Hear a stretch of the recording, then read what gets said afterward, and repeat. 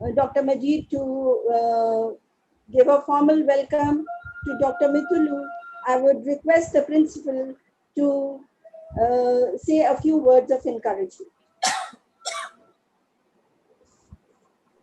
Dr. I take this opportunity to congratulate the entire Department of Geography, the convener, the head Dr. P.A. Majid, the convener Dr.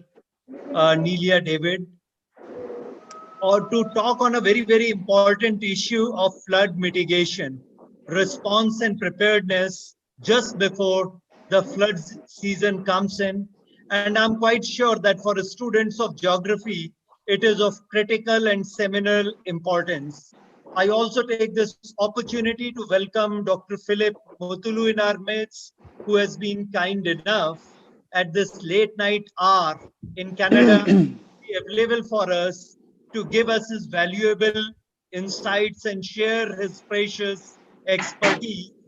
I take this opportunity to welcome all the viewers and extend and wish you a very meaningful and enriching webinar. Thank you.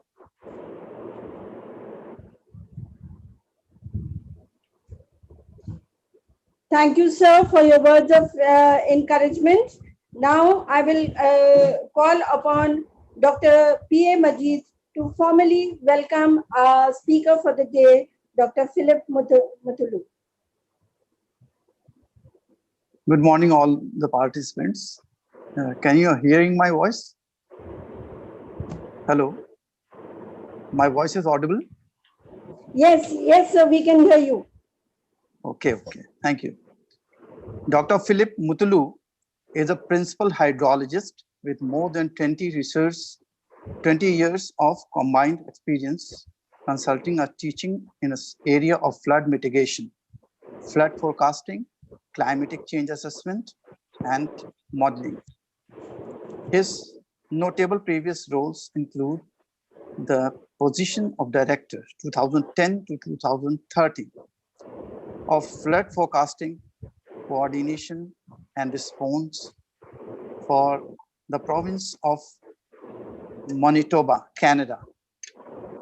This role entailed providing technical guidance and leadership in land subdivision and flood protection zoning,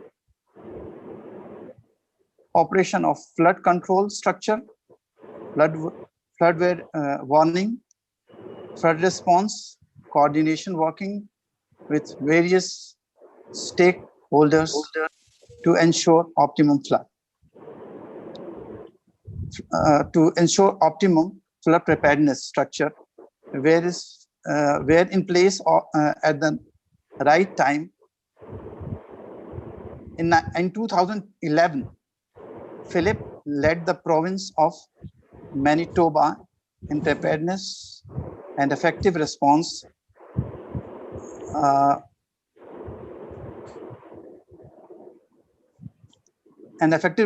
to one of the worst flood in province history. Philip has been an active member of the Canadian Prairies Region Adaptation Collaborative PRAC program, which has a mandate to improve the resilience of the prairie region to a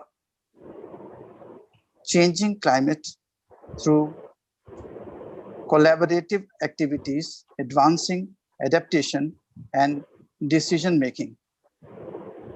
In this previous role at Stantec Counseling, Philip conducted several stormwater design studies for different municipalities, including the city of Calgary. He has also contributed to several major flood-related projects in Canada. Phillips has recently completed a study on modeling flood sensitivity to climate change in medium-sized watershed, which is a focus on the upper Red Deer Basin. This has been conducting research in floods stimulation for a changing climate for the upper Elbow River Basin under sponsorship of Aqua Clim Enviro Solution Limited. He is a member of National Disaster Mitigation Program NDMP Technical Working Group on Flood Mapping, whose primary function is to support the implementation of the National Disaster Mitigation Program NDMP, and has the mandate to develop national guidance, the best practices to meet the national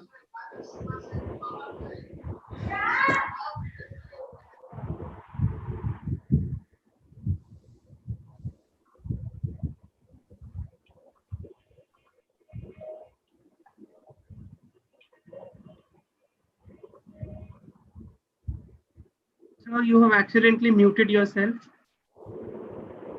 Dr. Majid, sir.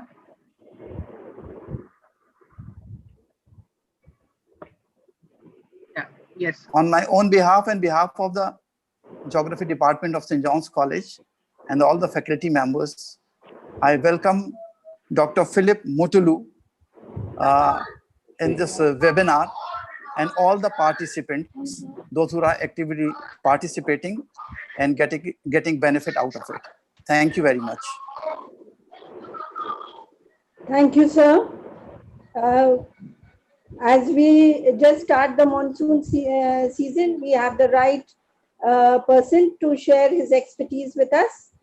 And you are welcome to ask him questions, but those questions have to be put in the chat box, which will be placed the last 10 minutes of the program, so that the lecture goes without any interruption, and your questions are also resolved.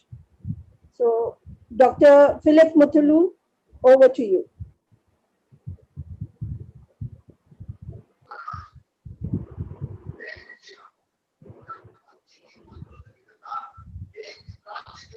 Can you share the slide with us? The slide presentation. Yes, sir. Yeah, you can share your slide. Yeah.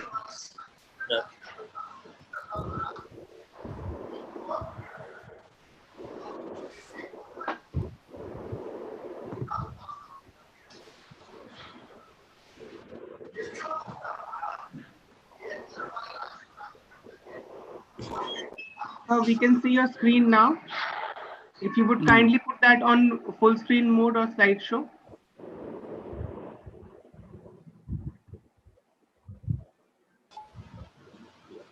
Yes, sir, that's better. Is that okay? Perfect, sir. Please continue. And my voice is good? Yes, sir. Okay. Yes, yes. Thank you very much to the leadership of St.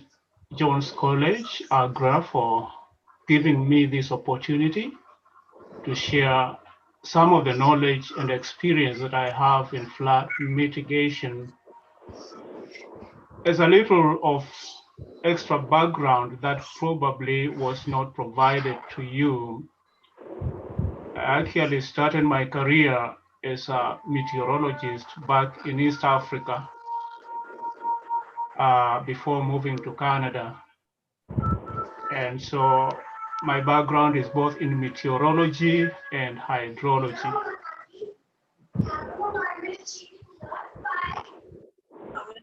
So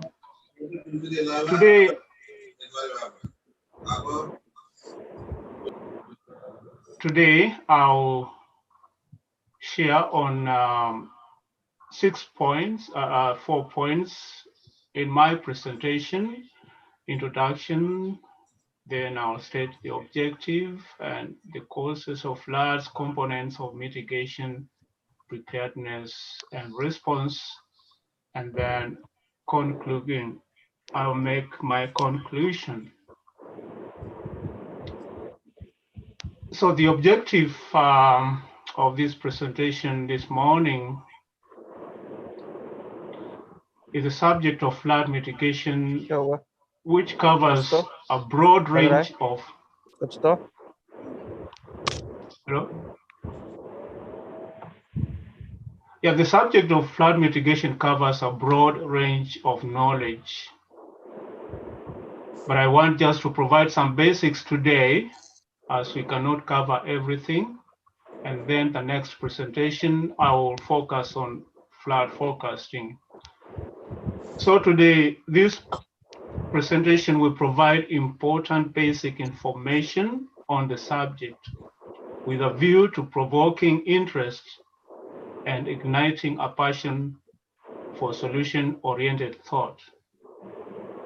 And so at the end of this presentation, I hope that I will have challenged each one of us to give great thoughts to flood, the subject of flood mitigation, and how you can become a part of providing solutions to the serious problems that faces the world today. I will start with some basic definitions. I don't want to take anything for granted. And according to National Weather Service in the US, they have defined a flood as an overflow of water onto normally dry land. Normally, the inundation of a typically dry area caused by rising water in an existing waterway, such as a river, stream, sea, storm, surges, or drainage ditch.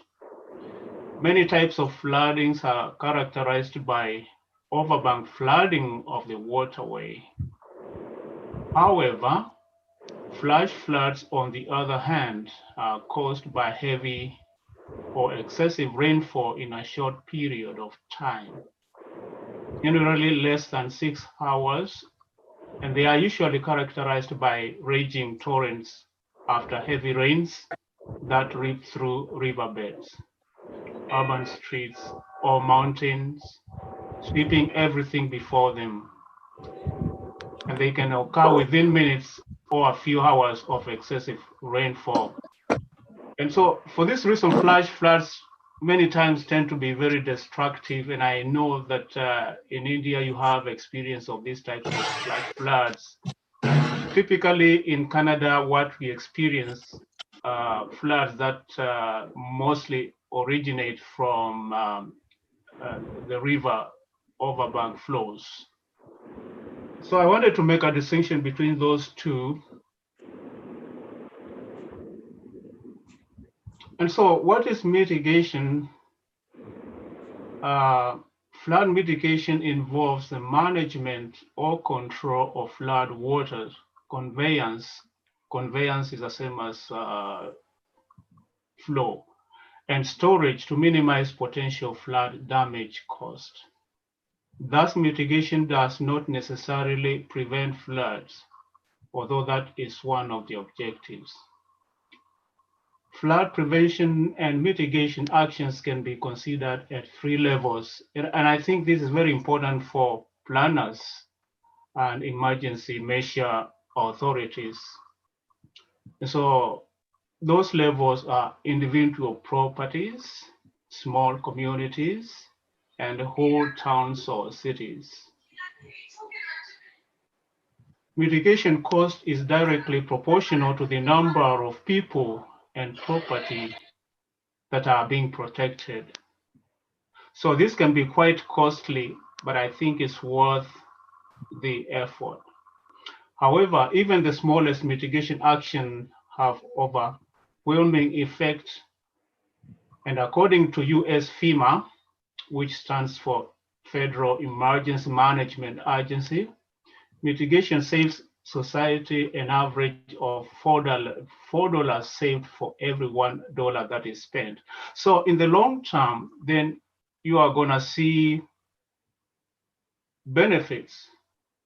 And at this point, it's worth noting that governments need to invest a lot in flood mitigation, but in the end and in long term, they are going to see the benefits of this type of investment. And doing this, of course, will avoid what we call reactive response. We tend to be reactive when faced with flood occurrence, but to be proactive, we need to think ahead and plan ahead. And therefore, it is responsibility of governments and all those authorities that are concerned with hazard mitigation to think ahead, plan ahead, and be prepared to pay the cost required to have proper mitigation strategies in place.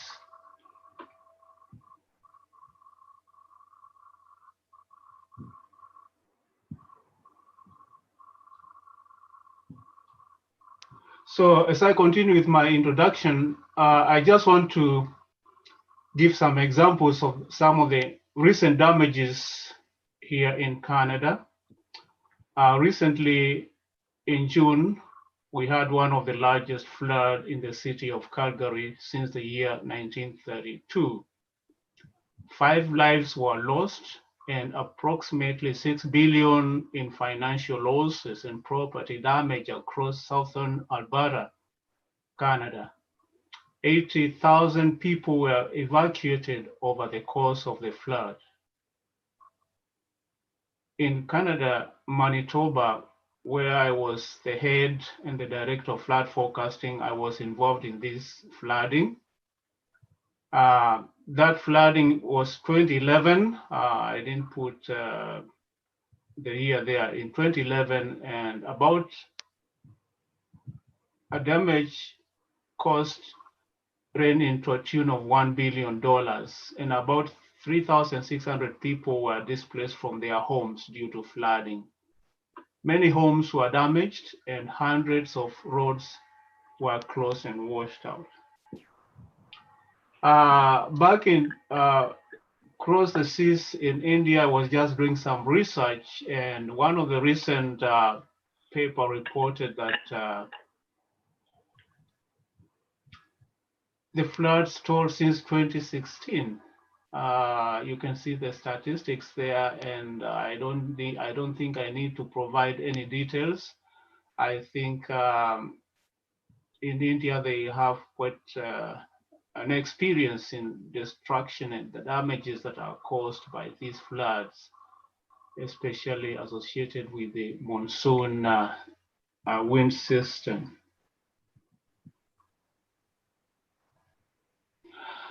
So there are many causes of floods. I'll just list a few of the important ones, and these include heavy rains that may come from frontal systems, convective processes, orographic lifting. Of course, just to mention that monsoon winds are part of the convective processes that we also think of, especially associated with the transition of the intertropical convergence zone. Other types of floods, especially here in Canada, come from ice jams. And in many parts of the world, we now see a lot of floods that are being caused by dam failures when we have extreme rainfall. And then we have coastal storm surges and tsunamis. Hopefully, we won't see tsunamis soon, but with the climate change,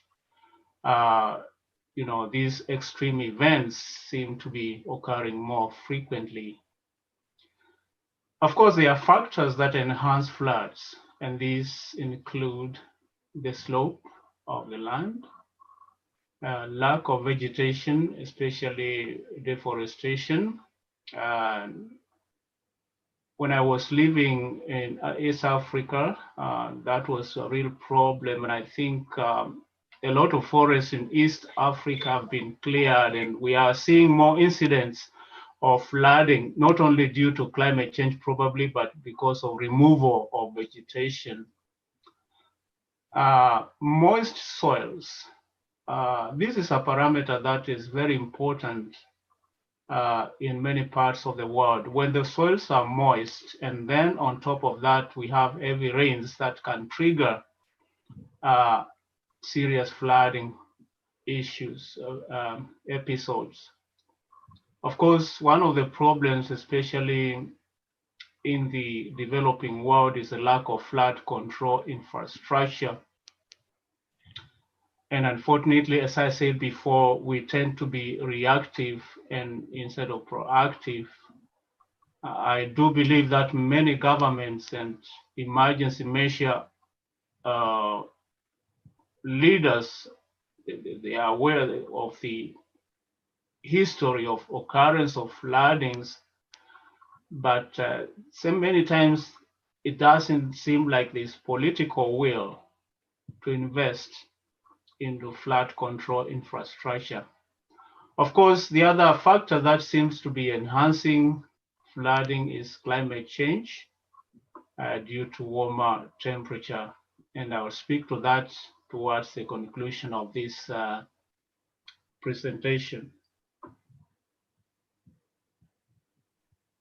So I want to look at these two words, preparedness and response.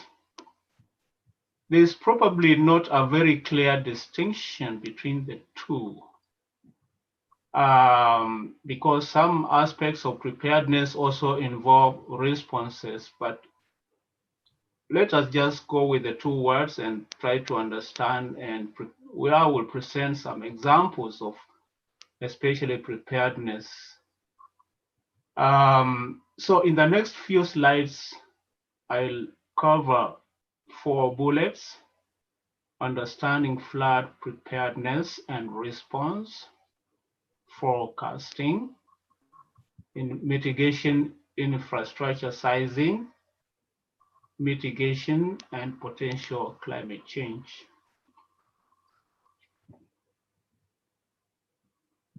I don't think we can talk about flooding these days without talking about climate change. So I deliberately included that because I know it is of interest to a lot of people.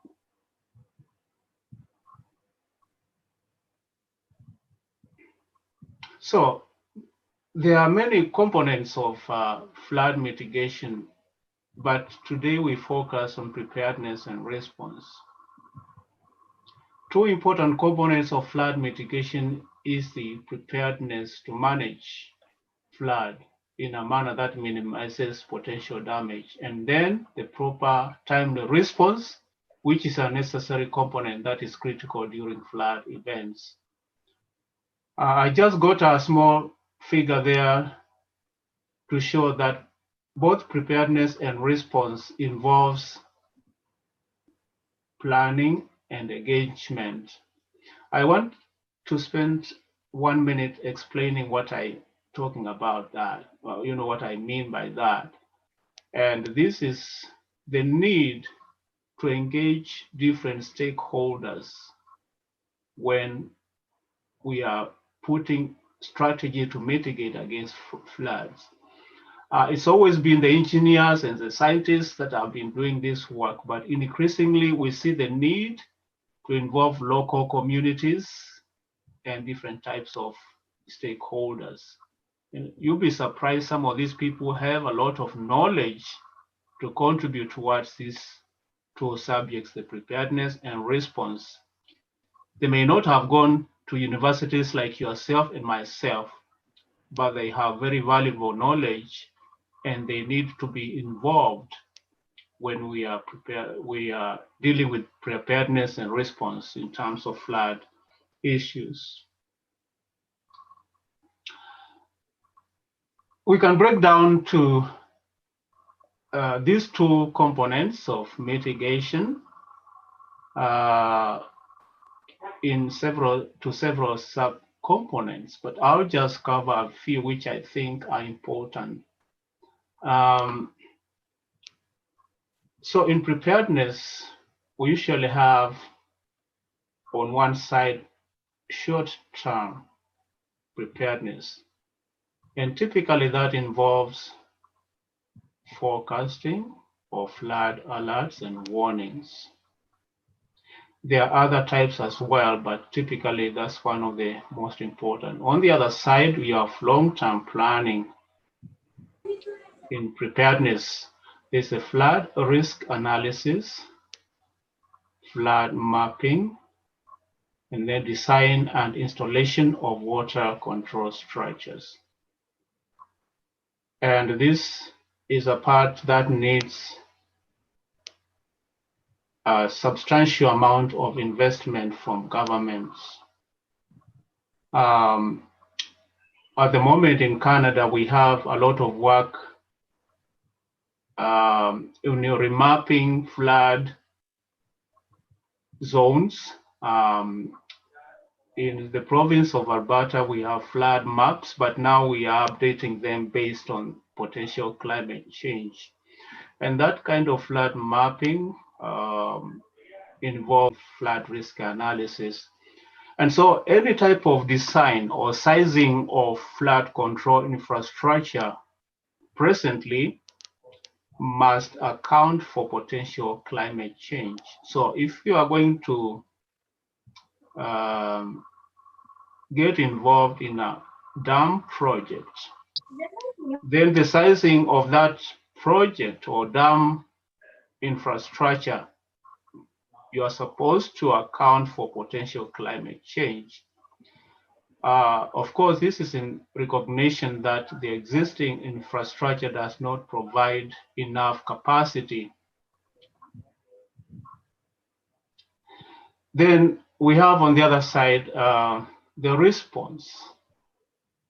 On one side, we have the pre-event flood response, and then timely evacuation, and then water control structure operation. Pre-event flood response, make sure that we are prepared for incidents that may occur in future associated with the potential damage from floods. A post-flood response is also another important component. And once a flood has happened, typically what they do in Canada, and I believe they also do it in India, I've seen some articles, is to carry out a study, understand the characteristics of the flood event that happened, understand the damage that occurred, and understand why the flood occurred. And based on that understanding, then governments can put in place an improved infrastructure to prevent future flooding. It could be replacement of lost vegetation, or land restoration, or repair of damaged water control infrastructure, or installation of new water control structures as well.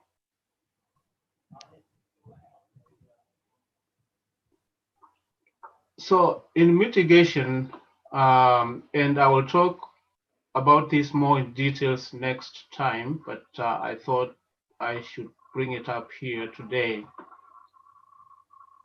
And because I believe governments need to also invest substantial amount of money in monitoring program, monitoring all the factors that are responsible for causing floods. And specifically to weather forecasting, flood forecasting, which is one of the most important components of mitigation and preparedness. We need to realize this involves a lot of investment to monitor information. Typically in Canada, we use weather station satellite data. weather data, automatic river gauges, and different types of monitoring equipment. I think India now is already establishing some of the more, in fact, they have established and continue to do so. They are establishing some of the most advanced monitoring systems that will assist future flood forecasting as a part of flood mitigation programs. So probably some of you are aware of some of these large projects that are already happening in places like Chennai and New Delhi. There's quite a number of projects there. I have some friends who are working on those projects. And so on this slide, what I just want to stress is the need for governments to invest adequately in that data monitoring, analysis, and forecasting.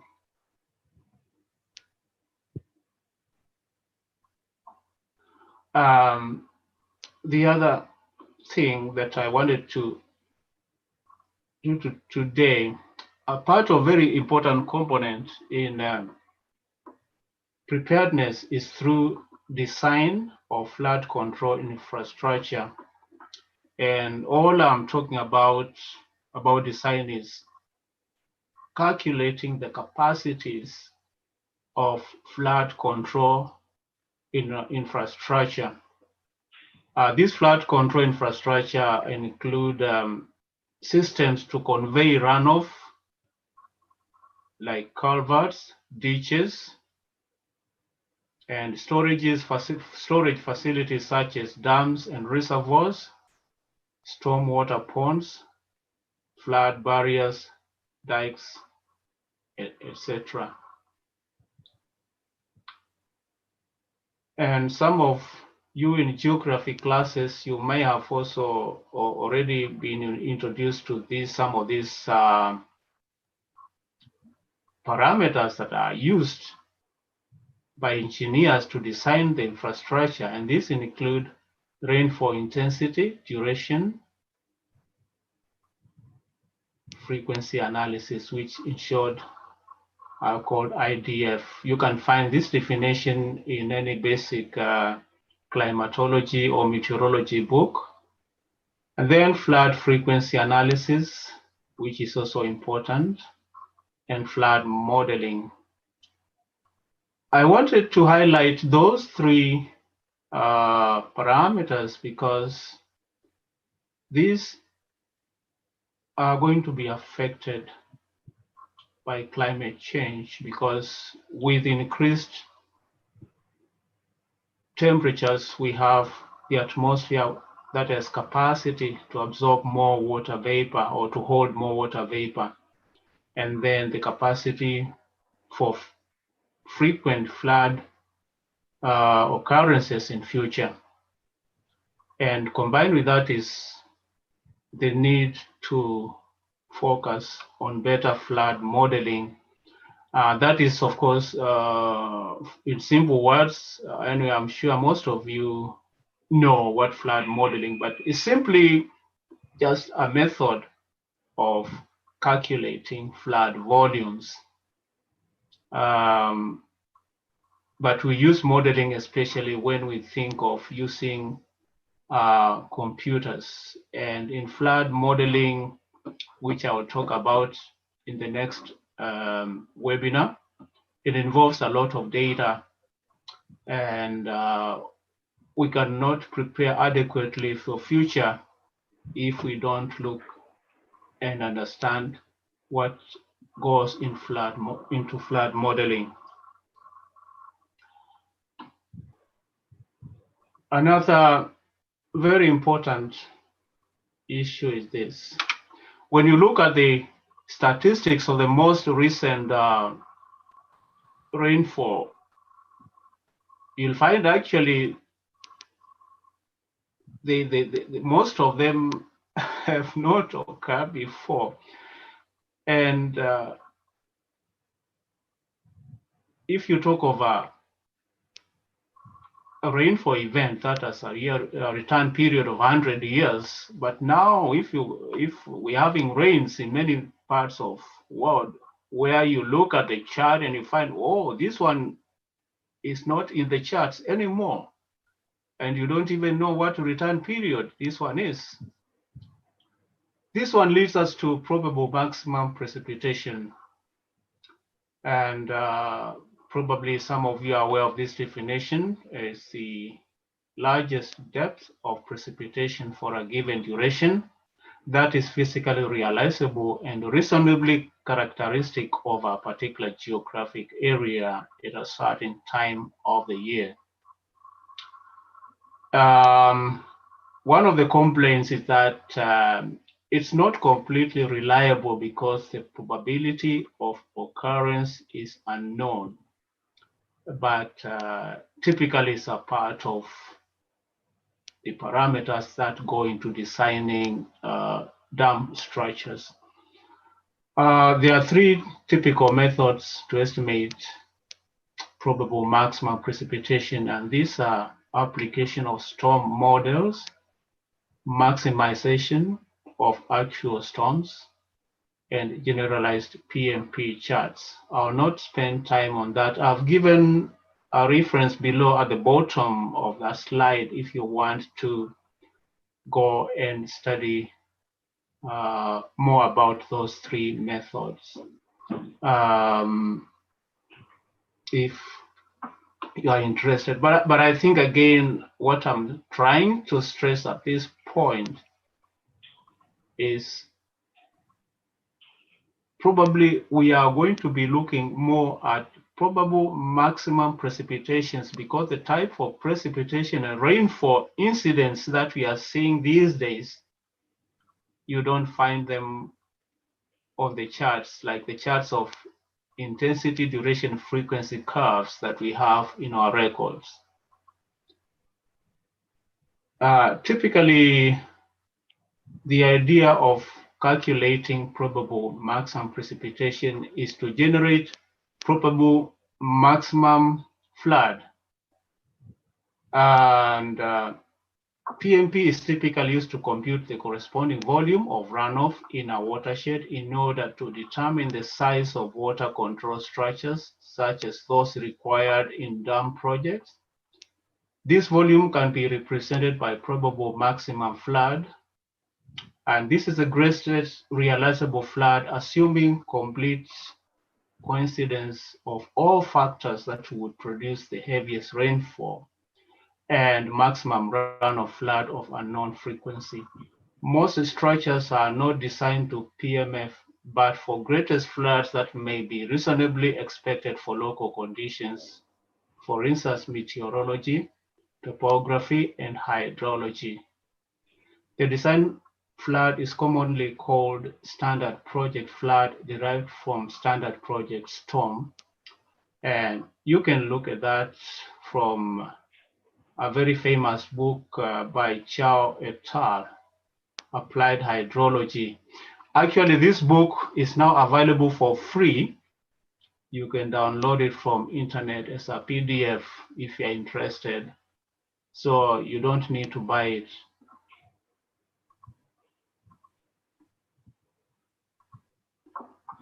So I want to spend the remaining time discussing a little bit of climate change. This is an area that I've been interested in for quite some time.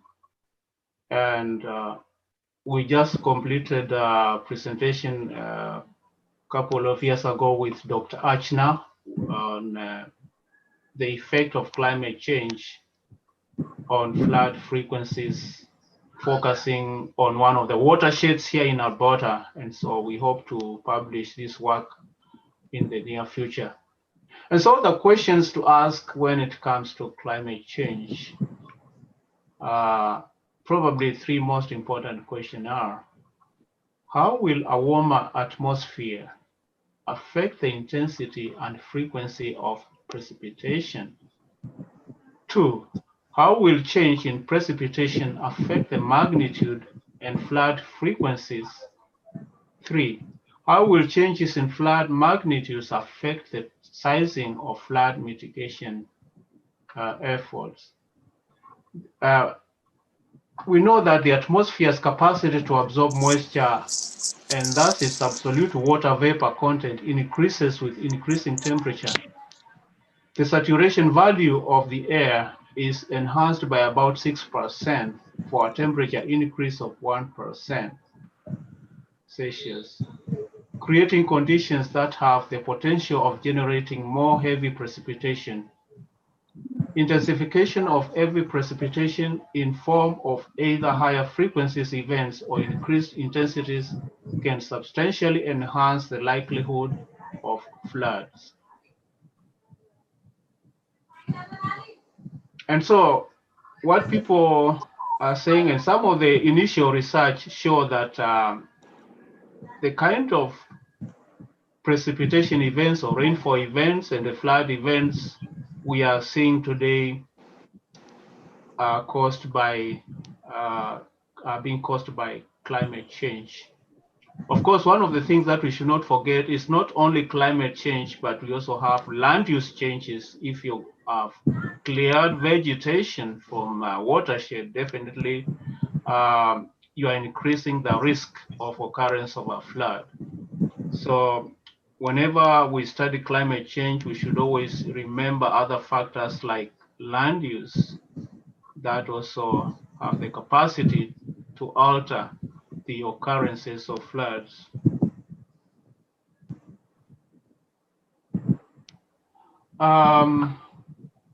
That diagram there appears a bit complicated, but it's just kind of the things that I've just been discussing in respect of climate change.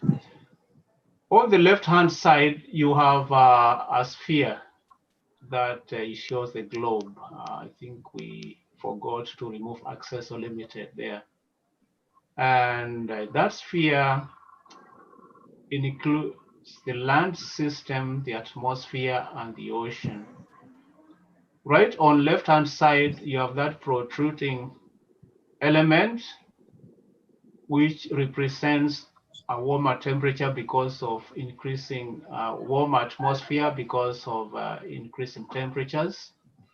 And those are caused by greenhouse gases. If you look at the bottom protruding element, once the increase on temperature, if you go to that arrow on top left-hand side, increasing temperature enhance atmospheric water vapor holding capacity. And as you follow that arrow, you see that it increases extreme precipitation and flood events. That means then we see changes in event magnitude, that the magnitudes of flood events and rainfall events, and then duration, the frequency, and the timing. When you are considering a flood event, there are several things that are very important, and that one of them is the magnitude, the duration, because the duration helps us to calculate the volume of the event, and also the frequency will tell us how often is this event going to come. But also timing is very important. Like if I'm going to make a forecast, I really want to know when the largest magnitude or the peak of the flood event is going to occur. And if this flood event is so big that I'll need to evacuate people. Now, connected with that, if you look at the down arrow there are several processes that potentially can change because of the climate change. And this is cyclogenesis. And I think these are very well-known terms in geography and meteorology.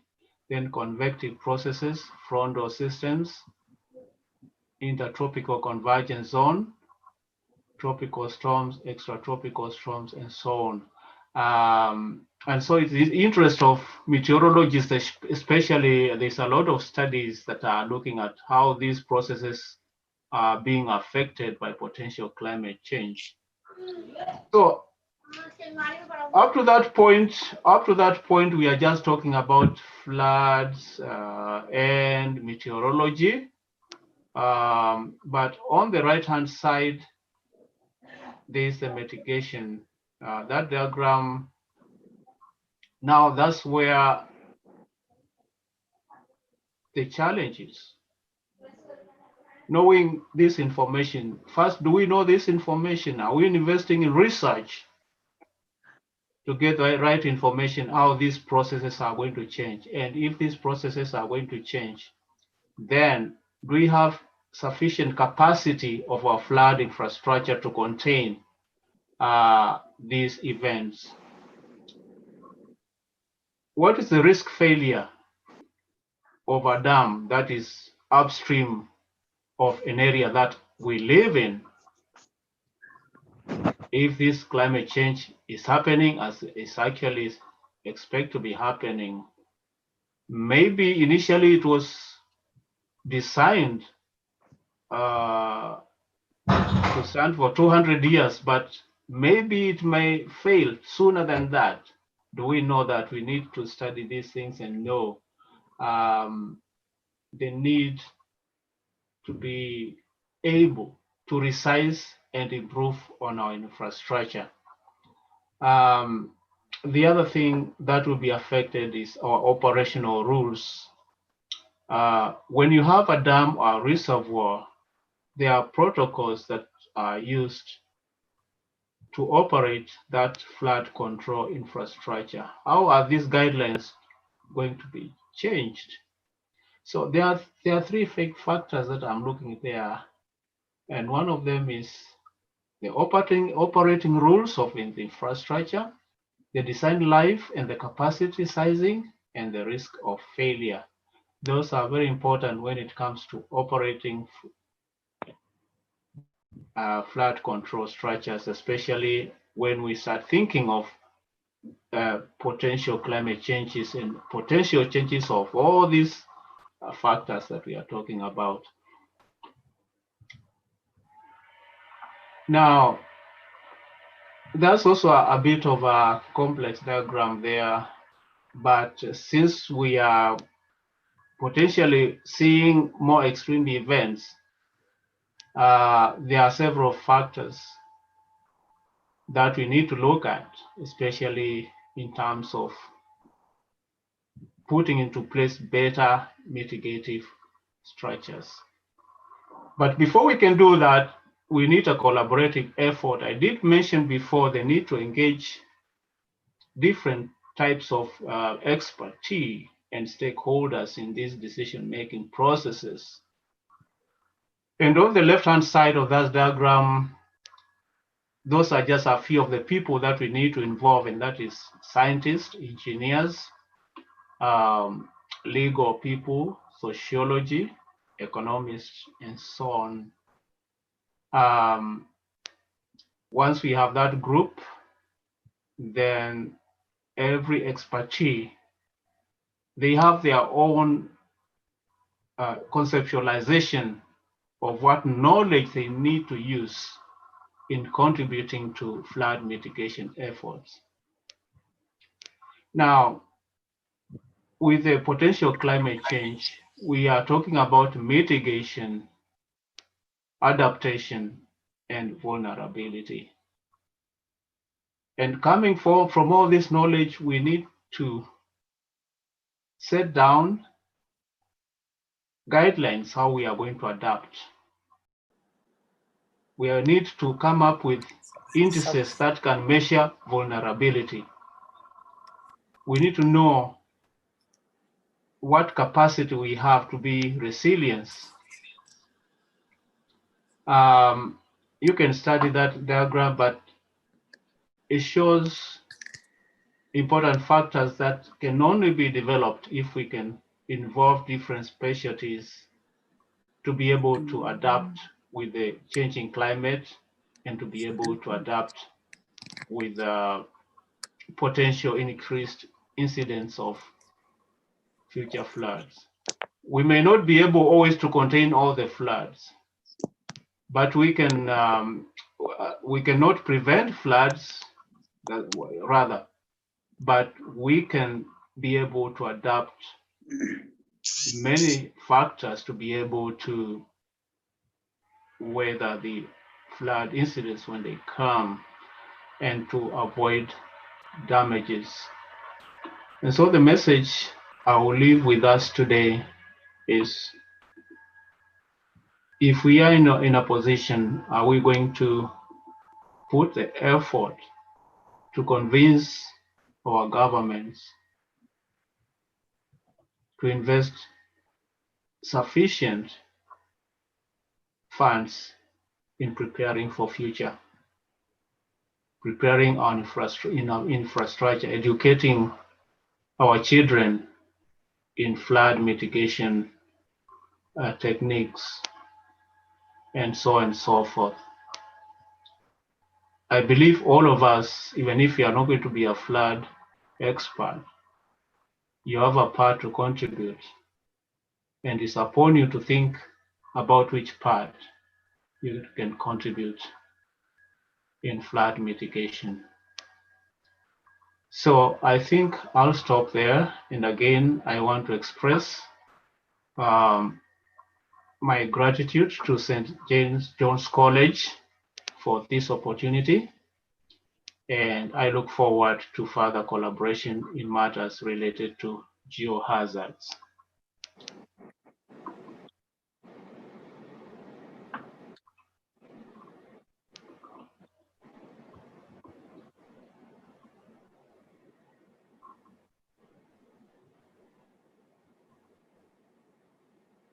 Ma'am, you are muted.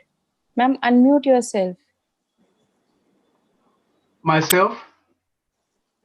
Yes. Hello.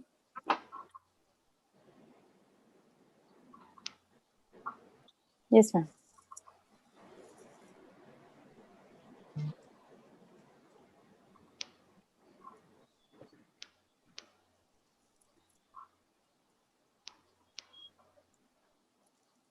I'm not able to hear you. Dr. Nelia? We're not able to hear you.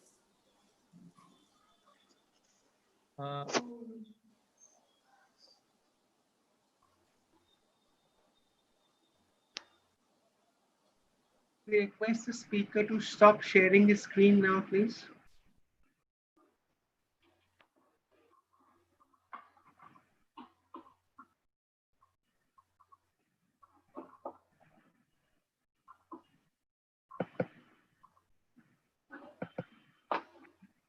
I think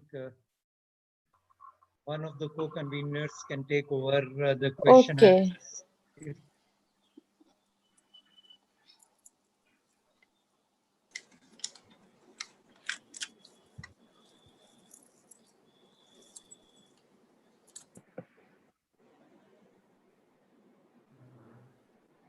Are there any questions? Dr. Bob, would you like Yeah. ask?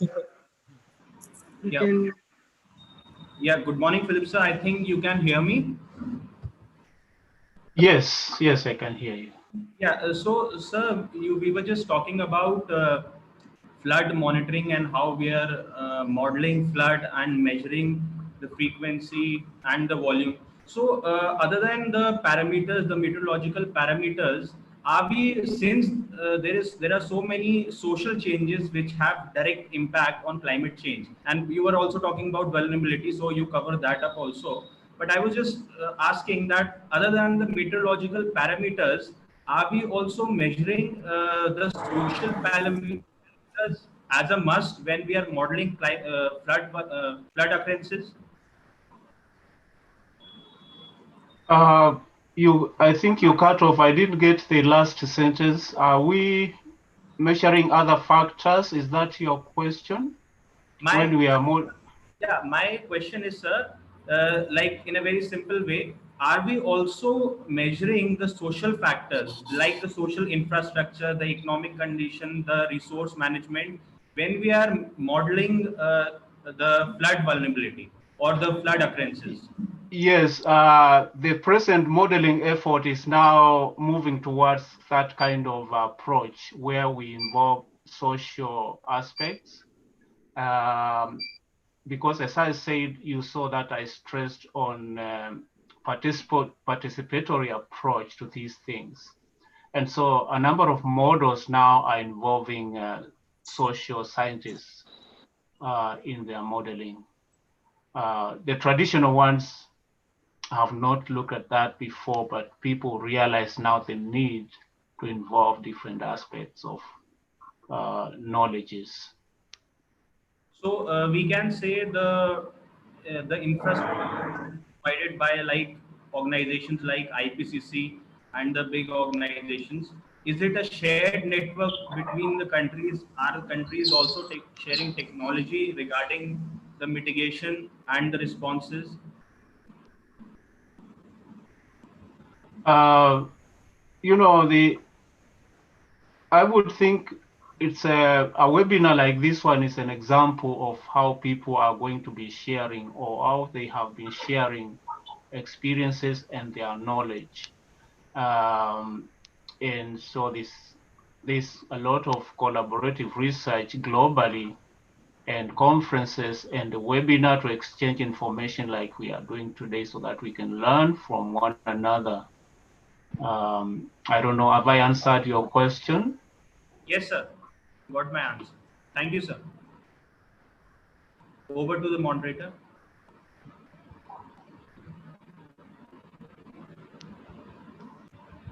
I think before we propose formal vote of thanks, there is room for one more question. So anyone who feels like asking question can unmute him or herself and ask the question directly.